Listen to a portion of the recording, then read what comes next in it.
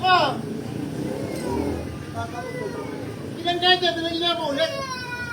Okay na sana, tinagin niya ako ulit eh. Maraming nanggigil kaya nag-viral ang panghahampas, pagmumura at pagbabanta pa umano ng driver ng pickup sa lalaking nagtutulak ng kariton sa Antipolo City. Ang nanakit na driver, kapatid pala ng host at komedyanteng si Pokwang. Kapatid ko po yun, nag-viral siya. Pero giit ni Pokwang sa videong in-upload niya, Maaaring pong isa kami na apelido, pero hindi naman po kami pareho lagi ng pag-iisip. gayunman hindi kinonsinti ni Pokwang ang nagawa ng kanyang kapatid. Pasensya na po kayo sa ginawa ng kapatid ko. Nauna nang sinuspindi ng Land Transportation Office ang lisensya ng driver sa loob ng 70 araw. Inisyohan na rin siya ng LTO ng show cause order para magpaliwanag. Wina.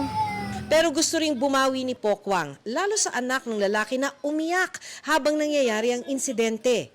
Pasensya ka na, iha.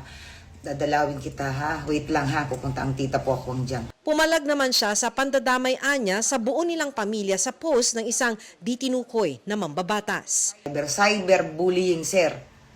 Okay? Pinost po ninyo yung mukha ng buong pamilya ko. Kapatid, isa lang po ang may kasalanan, pero buong mukha na. Yung asam po, yung privacy, yung protection po ng pamilya ko. May pakiusap din siya sa ibang nagpo-post at nagkokomento online. Hindi po ako kumakampi sa kapatid ko, pero sana, nag-iingat po kayo sa mga post ninyo, sa mga comment ninyo.